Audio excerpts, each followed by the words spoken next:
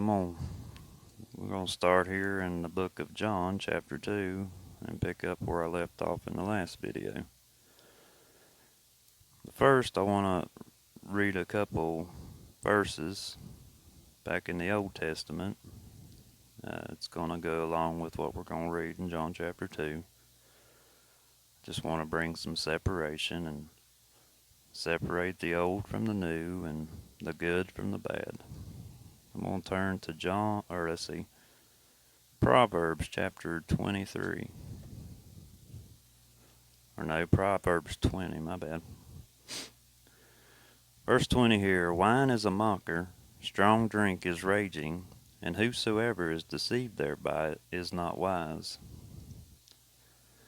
So this kind of wine is a mocker, and whoever's deceived by it's not wise. Alright, the next chapter I want to turn to is Proverbs 23. And I think I want to go to verse 29. Who hath woe? Who hath sorrow? Who hath contentions? Who hath babbling? Who hath wounds without cause? Who hath redness of eyes? They that tarry long at the wine. They that go to seek mixed wine. Look now thou not upon the wine when it is red, when it giveth its colour in the cup, when it moveth itself aright. At last it biteth like a serpent, and stingeth like an adder. Thine eyes shall behold strange women, thine heart shall utter perverse things. Yea, thou shalt be as he that lieth down in the midst of the sea, or as he that lieth upon the top of a mast. They have stricken me, shalt thou say, and I was not sick. They have beaten me, and I felt it not. When shall I awake? I will seek it yet again. So this is a type of wine that if you're deceived by it, you're not wise. And this is the type of wine that biteth like a serpent, stingeth like an adder.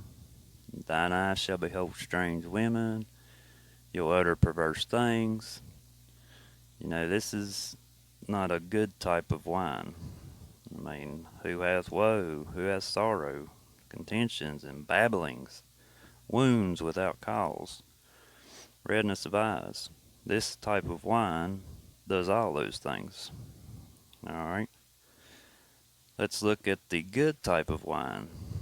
Let's see. I want to turn to Isaiah 65. Let me turn there. Alright, here's the next one. Isaiah 65, verse 8.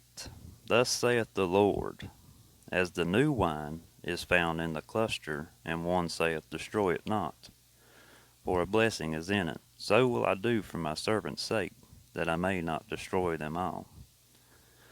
So the new wine is found in the cluster, the cluster of the grape.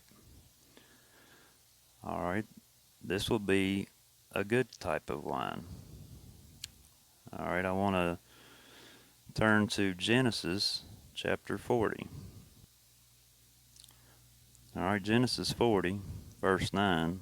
And the chief butler told his dream to Joseph, and said to him, in my dream, behold, a vine was before me.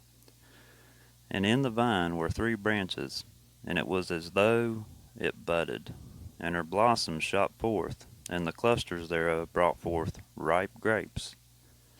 And Pharaoh's cup was in my hand, and I took the grapes, and pressed them into Pharaoh's cup, and I gave the cup unto Pharaoh's hand.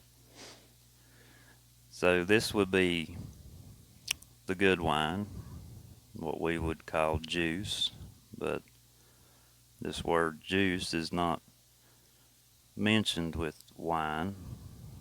There's 2 different types of wine according to the Bible. There's the new wine, which is the good wine.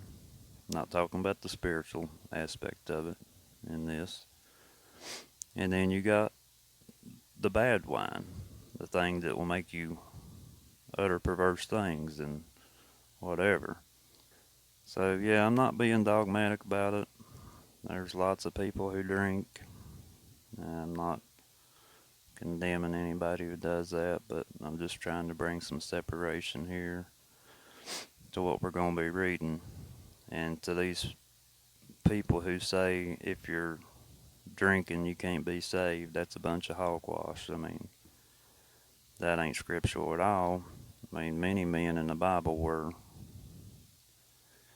got drunk. It don't mean that they couldn't be saved or they lost their salvation or whatever.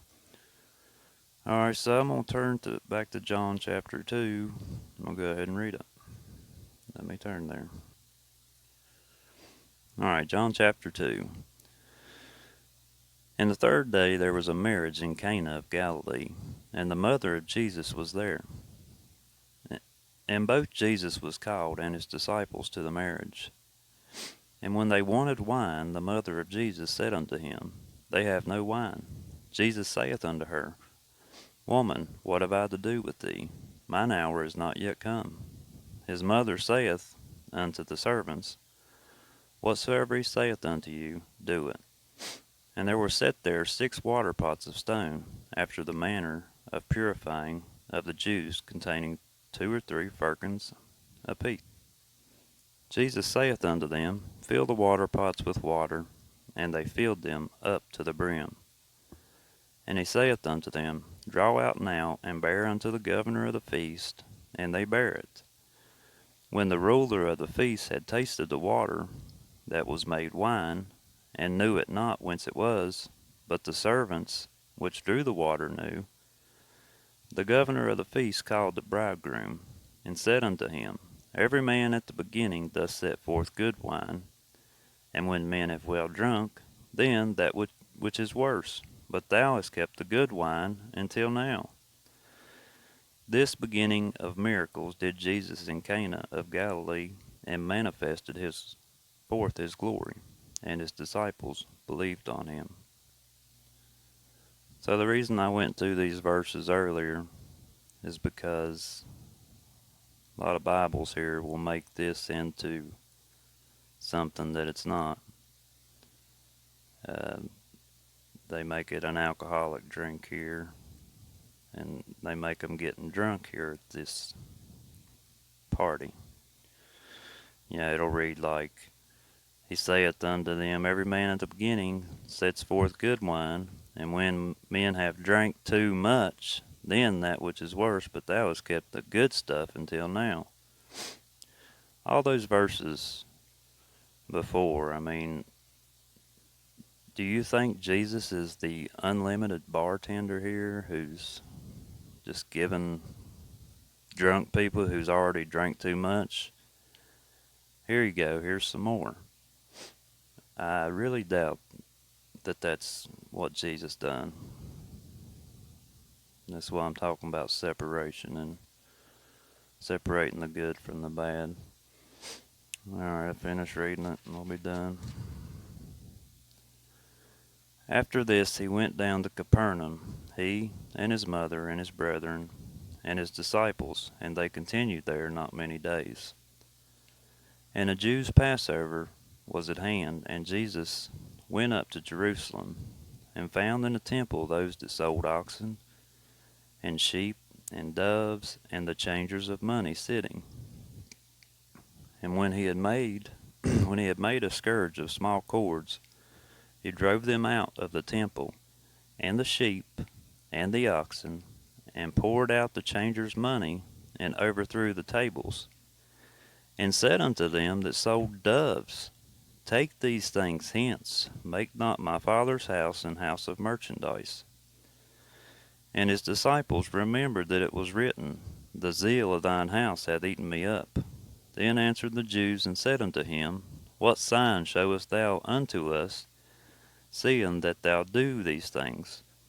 Jesus answered and said unto them, Destroy this temple, and in 3 days I will raise it up. Then said the Jews, 46 years was this temple in building, and wilt thou rear it up in 3 days? But he spake of the temple of his body. When therefore he was risen from the dead, his disciples remembered that he had said this unto them, and they believed the scripture, and the word which Jesus had said. Now when he was in Jerusalem at the Passover in the feast day, many believed in his name, when they saw the miracles which he did. But Jesus did not commit himself unto them, because he knew all men, and needed not that any should testify of man, for he knew what was in man. I don't think it's any coincidence that he says here, and Jesus answered unto them, destroy this temple, in 3 days I will raise it up. In the New Testament here, it says that born again believers are the temple of God, and Christ dwelleth in you. I don't think it's any accident that we're talking of wine here.